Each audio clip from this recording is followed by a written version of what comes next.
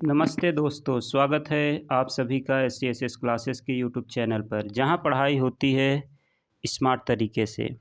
आज हम शुरू करने जा रहे हैं एक बहुत ही इंटरेस्टिंग टॉपिक, स्टैटिस्टिक्स, जिसे कहते हैं हिंदी में सांख्यिकी। स्टैटिस्टिक्स हमारे हर क्लासेस में लगभग पूछे जाते हैं। क्लास 6 से लेकर के 10 तक तो 100% पूछे जाते हैं और कॉम्पिटिटिव एग्ज़ाम्स में भी पूछे जाते हैं। स्टैटिस्टिक्स एक ऐसा चैप्टर है जो सिर्फ एग्ज़ाम के लिए ही नहीं बल्कि रियल लाइफ में भी काम आता है। जैसे डाटा एनालाइज करने का काम, एवरेज निकालने का काम और ट्रेंड समझना हुआ, इसमें भी हमको स्टैटिस्टिक्स का यूज होता है, सांख्यिकी चैप्टर का यूज होता है। तो चलिए बिना टाइम वेस्ट किए शुरू करते हैं। स्टैटिस्टिक्स के बेसिक कॉन्सेप्ट्स को सिंपल और इजी लैंग्वेज में समझाना। और हाँ, वीडियो को एंड तक ज़रूर देखना, क्योंकि लास्ट में आपके लिए कुछ इम्पोर्टेंट एग्ज़ाम्स भी टिप्स भी शेयर करने वाला हूँ। तो चलिए शुरू करते हैं। जो हमारे कक्षा 10 में गणित का जो चैप्टर है, चैप्टर 3 सांख्यिकी, लेकिन ये मैं कॉन्सेप्ट क्लासेस दे रहा हूँ तो ये हर क्लासेस के लिए इम्पॉर्टेंट हैं, स्पेशली 10th के लिए ही नहीं। इस चैप्टर में हम क्या क्या समझेंगे? सांख्यिकी, आंकड़ों का संग्रह, विश्लेषण, व्याख्या, प्रस्तुतिकरण और संगठन, और यह हमें आंकड़ों को समझने और उनसे निष्कर्ष निकालने में मदद करती है। तो चलिए बिना देरी किए हम अपने इस सांख्यिकी मतलब कि स्टैटिस्टिक्स अभ्यास को शुरू करते हैं। ठीक है, तो पहला हमारा है आंकड़ों का संग्रह। हम आंकड़ों का संग्रह कैसे करेंगे? प्राथमिक आंकड़े, इसमें आंकड़े दो प्रकार के होते हैं। पहला प्राथमिक आंकड़े और दूसरा द्वितीयक आंकड़े। तो प्राथमिक आंकड़े क्या कहलाते हैं? वे आंकड़े जो स्वयं एकत्र किए जाते हैं। द्वितीय आंकड़े क्या कहलाते हैं? वे आंकड़े जो पहले से एकत्र किए गए होते हैं और किसी अन्य स्रोत से प्राप्त किए जाते हैं। अब हम नेक्स्ट हमारा है आंकड़ों का प्रस्तुतिकरण। हम कैसे करते हैं? आंकड़ों को निम्नलिखित तरीकों से प्रस्तुत किया जा सकता है।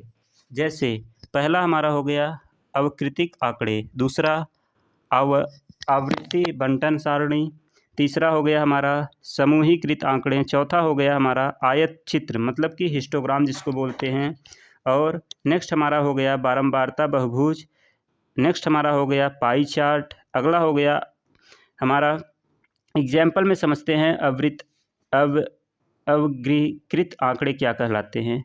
जैसे एक कक्षा के 10 छात्रों के गणित में प्राप्त अंक हमारे कितने हैं? 45, 78, 92, 56, 67, 83, 71, 62, 75, 88।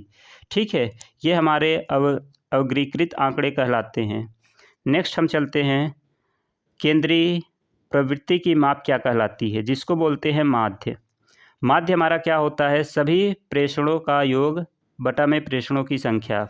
उदाहरण के तौर पर 5 अंकों के 5 छात्रों के अंक दिए हुए हैं हमारे 70, 80, 90, 60, 85। तो इसका माध्य क्या होगा? हम इन सभी संख्याओं को आपस में क्या करेंगे? जोड़ देते हैं, और जोड़ने के बाद जितनी संख्याएं होती हैं उससे भाग कर देते हैं। तो कितनी संख्याएं हैं? 1, 2, 3, 4, 5, 5 संख्याएं हैं। तो हम इन सभी संख्याओं को जोड़ देंगे और जोड़ने के बाद 5 से डिवाइड कर देंगे। तो जोड़ने के बाद हमारा 385 आएगा। 5 से जब हम इसको डिवाइड करेंगे तो मेरा 77 माध्य निकल के आएगा। नेक्स्ट हम चलते हैं, हमारा अगला टॉपिक है माध्यिका। तो माध्यिका क्या होती है, इसको हम कैसे निकालते हैं, जिसके मीडियन भी बोलते हैं। आंकड़ों को सबसे पहले हम क्या करेंगे? जो भी हमारे डाटा दिए रहेंगे उसको हम आरोही या अवरोही क्रम में व्यवस्थित करने पर बीच वाला मान जो होता है वो माध्यिका होता है। जैसे 1, 2, 3, 4, 5, 6, 7, 8, 9, 9 नंबर हमारे दिए हुए हैं। तो जो बीच वाला होगा वही हमारा क्या होता है? माध्यिका होता है। जैसे 9 है तो बीच वाला हमारा क्या आएगा? 1, 2, 3, 4, 4 इधर हो गए, 1, 2, 3, 4, 4 इधर हो गए। तो बीच वाला जो होगा यही हमारा क्या निकल के आएगा? माध्यिका। यही मेरा क्या निकल के आता है? माध्यिका। ठीक, यही मेरा माध्यिका निकल के आता है, जिसे हम बोलते हैं मीडियन। ठीक है, तो चलिए हम समझते हैं इसको। उदाहरण के तौर पर इसमें देखिए 2 होते हैं, एक सम संख्या वाले माध्यिका होते हैं, एक विषम संख्या वाले। तो यदि प्रेषणों की संख्या सम है तो माध्यिका 2 मध्य मानों का औसत होता है। जैसे ये हमने सिखाया, ये मेरा इवन वाला होगा, जिसे हम बोलते हैं क्या? सम संख्या। क्या बोलते हैं? सम संख्या। ठीक है, और विषम वाले में हम क्या करते हैं? एक जोड़ करके निकालते हैं। जैसे विषम संख्या का क्या हो जाएगा, आंकड़े जैसे हमारे दिए हुए हैं 12, 15, 18, 20 और 25, इसको सबसे पहले हम आरोही क्रम में व्यवस्थित करेंगे, मतलब कि असेंडिंग ऑर्डर में। तो इसका 18 जो है तीसरा मान निकल के आएगा माध्य का।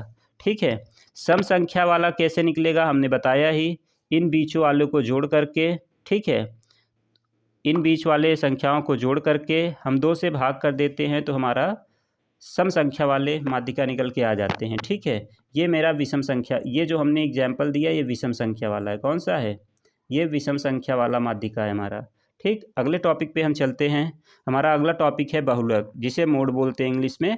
तो बहुलक कैसे निकालते हैं, जो सबसे ज़्यादा बार संख्याएँ आती हैं उसे ही हम बहुलक कहते हैं। जैसे डाटा हमारे दिए हुए हैं आंकड़े 5, 8, 5, 6, 7, 5, 9, 6, 5, तो सबसे ज़्यादा बार कौन सी संख्या आई है, 5 आई है। 5 कितनी बार आई है, 4 बार।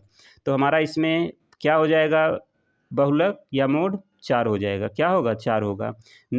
एक आंकड़े समूह में एक से अधिक बहुलक हो सकते हैं या कोई बहुलक नहीं हो सकता है। ठीक है, एक आंकड़े में एक से ज़्यादा बहुलक हो सकते हैं, कभी कभी ऐसा होता है कि एक भी बहुलक नहीं होंगे।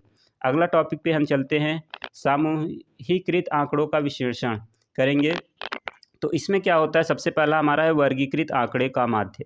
वर्गीकृत आंकड़े जैसे इस टाइप के जो हमारे क्वेश्चंस आते हैं, इस टाइप के जो डाटा दिए होते हैं, इनका हम मीन कैसे निकालेंगे, मोड कैसे निकालेंगे, मीडियन कैसे निकालेंगे, यही सब हम इसमें समझेंगे अगले टॉपिक में। ठीक है, तो इस टॉपिक में हमको माध्य निकालने का एक फार्मूला होता है, इसको बोलते हैं समेसन। जो ये ई लिखा हुआ है ना, ई के तरह का, इसे हम समेसन बोलते हैं। Summation of F I x I divided by E summation of F I. ठीक है, तो इसमें हम एफ आई एक्स आई निकालते हैं, उसके बाद जो एफ आई होता है उसको टोटल करके ऐड कर देते हैं। ठीक, तो चलिए हम समझते हैं। जैसे एफ आई क्या हो जाएगी, वर्ग की बारंबारता होगी, जिसे फ्रीक्वेंसी बोलते हैं। एक्स आई मेरा हो जाएगा वर्ग चिन्ह, और वर्ग की निम्न सीमा प्लस वर्ग की उच्च सीमा बटा में 2 करते हैं तो मेरा एक्स आई निकल के आता है। ठीक है, अभी हम एक एक करके अच्छे से समझाते हैं। जैसे उदाहरण पे तौर पर हम देखते हैं, हमारा क्वेश्चन है वर्ग अंतराल और बारंबारता, वर्ग चिन्ह और उसके बाद एफ आई एक्स आई, इन दोनों को हम मल्टीप्लाई कर देते हैं तो मेरा ये निकल के आता है एफ आई एक्स आई। ठीक है, तो चलिए देखते हैं। मेरा अंतराल दिया हुआ है 0 से 10, 10 से 20, 20 से 30, 30 से 40, 40 से 50। ठीक है, बारंबारता इतने तो हमारे क्वेश्चन में दिए हुए होते हैं, ये जो पोर्शन इधर के दिए हुए हैं ये हमारे क्वेश्चन में दिए रहते हैं, 5, 10, 12, 8 और 5। तो इसमें वर्ग चिन्ह कितना कितना आ रहा है, एक्स आई हम कैसे निकालेंगे, इस 0 और 10 को जोड़ करके 2 से डिवाइड कर देंगे तो 5 आएगा। 20 और 10 को जोड़ करके डिवाइड कर देंगे 2 से तो 15 आएगा, और यहाँ पे जो हमने बताया है। ठीक है, और 30 और 40 को जोड़ के 2 से डिवाइड करेंगे तो 35 आएगा। 40 और 50 को जोड़ करके डिवाइड करेंगे तो मेरा कितना आएगा, 2 से डिवाइड करेंगे तो 45 आएगा। अब इन दोनों को, जो ये मेरा एक्स आई आया है या एफ आई आया है, इन दोनों का हम आपस में क्या करेंगे, गुणा कर देंगे तो मेरा ये प्राप्त हो जाएगा। जैसे 5 5 या 25, और 10 का गुणा जब 15 में करेंगे तो 150 हो जाएगा, 12 का गुणा 25 में करेंगे तो 300 हो जाएगा, 8 का गुणा 35 में करेंगे तो 280 हो जाएगा, 5 का गुणा जब 45 में करेंगे तो 225 हो जाएगा। ठीक है, अब हम इन सारी चीज़ें हमें मिल चुकी हैं, अब हम इसको क्या करेंगे, फार्मूले पे अपने रख देंगे। ठीक, जैसे अगर हम समेसन ऑफ एफ आई इनका जोड़ देखेंगे तो ये सब जुड़ करके 40 आ जाएगा, यहाँ पे है, और एफ आई एक्स आई का अगर हम करेंगे जोड़ तो 980 आ जाएगा। तो 980 फार्मूला हमने क्या पढ़ा, F I x I summation of divided by summation of F I. तो एफ आई एक्स आई मेरे 980 आ गए हैं, 980 को जब 40 से भाग दे देंगे तो 24.5 मेरा आ जाएगा, जो हमारा माध्य निकल के आएगा, मतलब कि मीन। नेक्स्ट पे चलते हैं हम, हमारा अगला टॉपिक है वर्गीकृत आंकड़ों की माध्यिका कैसे निकालेंगे। ठीक है, इसका फॉर्मूला होता है यल प्लस ब्रैकेट, बड़ा ब्रैकेट, फिर छोटा bracket n/2 minus class frequency इसको बोलते हैं, और उसके बाद divided by F multiply height H, मतलब कि रेंज इसकी क्या होती है। ठीक है, तो यह यल मेरा हो गया माध्यिका वर्ग की निम्न सीमा, एन हो जाएगा प्रेषणों की संख्या, सी एफ हो जाएगा माध्यिका वर्ग से पहले वाले वर्ग की संचयी बारंबारता, एफ हो जाएगा माध्यिका वर्ग की बारंबारता, और एच हो जाएगा हमारा वर्ग अंतराल का आकार। तो देखते हैं वर्ग अंतराल हमारे कितने दिए हुए हैं, ये तो हमारे प्रश्न में ही दिए रहेंगे, क्वेश्चंस में ये सब पोर्शन दिए रहते हैं, ये हमको निकालना पड़ता है। तो देखते हैं कैसे निकालते हैं। जैसे 0 से 10 तक 5 है, 10 से 20 तक 10 है, 20 से 30 तक 12 है, 30 से 40 तक 8 है, 40 से 50 तक 5 है। ठीक है, तो हम इसकी संचयी बारंबारता कैसे निकालते हैं, इन दोनों को आपस में जोड़ जोड़ के निकल, जैसे यहाँ पे 5 लिख दिए, अब 5 में हम ये 10 जोड़ेंगे तो ये मेरा 15 आ जाएगा, 15 में 12 जोड़ेंगे तो 27 आएगा, 27 में 8 जोड़ेंगे तो 35 आएगा, 35 में 5 जोड़ देंगे तो मेरा 40 यहाँ पे आ जाएगा। ठीक है, तो हम जोड़ जोड़ के इसको निकालते हैं, ये हमारे जो दिए हैं। अब हम यन की वैल्यू हमारी कितनी आ जाएगी, यन हमारे टोटल कितने हैं, 40 हैं। ठीक है, इन सबको जोड़ेंगे जब हम तो 40 निकल, इन सबको जब हम जोड़ेंगे तो मेरी 40 निकल के आएगा, तो 40 को 2 से डिवाइड करेंगे तो 20 आ जाएगा। अब माध्यिका वर्ग जो है 20 30 हमारा, क्यों कि 20 जो है 27 से कम है, जो 20 और 30 वर्ग की संचयी बारंबारता है। ठीक है, 20 जो है हमारा किससे कम है, 27 से कम है, जो 20-30 वर्ग की संचयी बारंबारता है। ठीक, अब यल मेरा कितना हो जाएगा, 20 हो जाएगा, क्लास फ्रीक्वेंसी हमारा 15 हो जाएगा। ठीक है, और फ्रीक्वेंसी हमारी 12 हो जाएगी, और एच हमारा कितना हो जाएगा, वर्ग अंतराल का आकार 10 हो जाएगा। एच कैसे निकालते हैं, इन दोनों का जो अंतर होता है 0 और 10 का, इन दोनों के बीच में कितनी संख्याओं का अंतर आ रहा है, यही मेरा वर्ग अंतराल होता है। ठीक है, अब सी एफ कैसे निकालते हैं, माध्यिका वर्ग से। अब देखिए, माध्यिका वर्ग मेरा 20 और 30 हो जाएगा, क्योंकि 20 जो है 27 से कम है। ठीक है, जो 20-30 वर्ग की संचयी बारंबारता है। अब हम इसी फॉर्मूले पे रख देंगे, तो यल मेरा पता चल चुका है 20, n/2 हमने किया था तो मेरा 20 आया था, -15 हो जाएगा जो कि हमारी क्लास फ्रीक्वेंसी निकल के आई है, और डिवाइडेड बाई एफ कर देंगे जो कि हमारा 12 है यहाँ पे। तो इनको सॉल्व करेंगे तो मेरा कितना आ जाएगा, 20 + 4.17, तो 24.70 हमारा इसमें क्या हो जाएगा, आंसर आ जाएगा। नेक्स्ट पे चलते हैं हम, हमारा अगला टॉपिक है जो है वर्गीकृत आंकड़ों का बहुलक कैसे निकालते हैं। तो इसका फॉर्मूला क्या होता है, यल plus bracket f1 minus f0 divided by 2f1 minus f0 minus f2 और गुणे h। तो यल क्या होता है, बहुलक वर्ग की निम्न सीमा, f1 बहुलक वर्ग की बारंबारता, f0 बहुलक वर्ग से पहले वाले वर्ग की बारंबारता, f2 हो जाएगा बहुलक वर्ग के बाद आने वाले वर्ग की बारंबारता, h हमारा हो जाएगा वर्ग अंतराल का आकार, मतलब कि कितना आकार है, जैसे कि 0 से 10 के बीच में कितना का डिफरेंस है, 10 का, तो ये मेरा h निकल के आएगा। ठीक है, अब हम देखेंगे f1 मेरा क्या होगा, जो सबसे ज़्यादा बार होगा रिपीटिशन, वो मेरा f1 हो जाएगा, जैसे कि 12 हो गया। ठीक है, अब उसके बाद f0 क्या हो जाता है, बहुलक वर्ग से पहले का वर्ग, तो बहुलक मेरा क्या है इसमें, बहुलक वर्ग से पहले वाले वर्ग की बारंबारता, तो 5 हो जाएगा। यहाँ पर मेरा इसके बाद हो जाएगा f2 बहुलक वर्ग के बाद वाले वर्ग की बारंबारता, तो 8 हो गया। ठीक है, तो ये मेरा निकल के आ जाएगा, तो f0 कितना आ गया, 10 आ गया। f0 मेरा ये होगा क्योंकि इसके ऊपर वाला होता है, f1 f0 और f2 इसके बाद वाला होता है। ठीक है, f1 के, और f1 क्या होता है, जो सबसे ज़्यादा बार रहते हैं वो f1 हो जाता है। ठीक, अब हम फॉर्मूले पे रख देंगे यल plus f1 minus f0, f1 12 है, f0 10 है, डिवाइडेड बाय 2, 2 गुणे 12, 2 गुणे 12 कहाँ से आया, तो f1 मेरा 12 है तो यहाँ पे 12 आ गया, और उसके बाद माइनस f0 है तो 10 हो गया, और उसके बाद माइनस f2 है जो कि मेरा 8 दिया हुआ है, गुणे 10 कर देंगे तो मेरा कितना आ जाएगा, 20 प्लस ब्रैकेट में 2/6 मल्टीप्लाई 10। ठीक है, तो 20 + 3.33 आ जाएगा, जो 23.33 हमारा इसमें क्या निकल के आ जाएगा, आंसर निकल के आ जाएगा। ठीक है, हम अगले टॉपिक पे चलते हैं, आंकड़ों का आलेखीकरण निरूपित करना। तो कुछ आंकड़े होते हैं जिसको हमको डायग्राम के माध्यम से दिखाना पड़ता है। ठीक है, जैसे आयत चित्र हो गया, हिस्टोग्राम, एक सतत वर्ग अंतराल वाले आंकड़ों का उल्लेखीय निरूपण जो होता है ये हमारा हिस्टोग्राम या फिर आयत चित्र कहलाता है।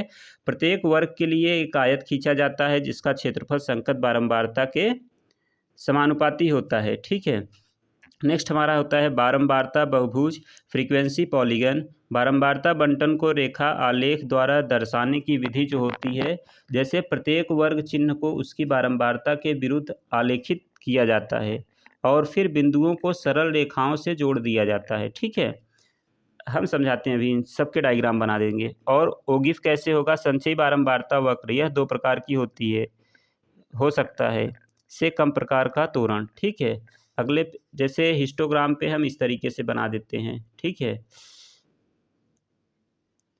ये मेरा हो गया, अब मान लीजिए ये हो गया, फिर ये हो गया, फिर उसकी लंबाई कुछ और हो गई, इस तरीके से जो बनाए जाते हैं। ठीक है, अब हम अगले टॉपिक पे चलते हैं। इसके हम कुछ समरी देखते हैं, सारांश। हमने इसमें क्या क्या पढ़ा? मध्य आंकड़ों का औसत होता है, मध्यिका आंकड़ों का मध्य मान होता है, बहुलक सबसे अधिक बार आने वाला मान होता है, समूहीकृत आंकड़ों के लिए विशेष सूत्रों का प्रयोग किया जाता है जो हमने बताया, आंकड़ों को आलेखित रूप से हिस्टोग्राम, बारंबारता, बहुभुज और त्वरण द्वारा दर्शाया जा सकता है। तो मध्य का फॉर्मूला हमने पढ़ाया समेशन ऑफ xi बटा में n, ये अवर्गीकृत में आता है। वर्गीकृत में क्या आ जाएगा? Summation of fi xi divided by summation of fi। माध्यिका कैसे होती है? ये सब वर्गीकृत आंकड़ों के लिए है, ठीक है। जैसे l plus n/2 minus C F divided by F multiply H. बहुलक मोड हमारा क्या हो जाएगा? l प्लस ब्रैकेट में f1 minus f0 divided by 2f1 minus f0 minus f2 multiply H, ठीक है।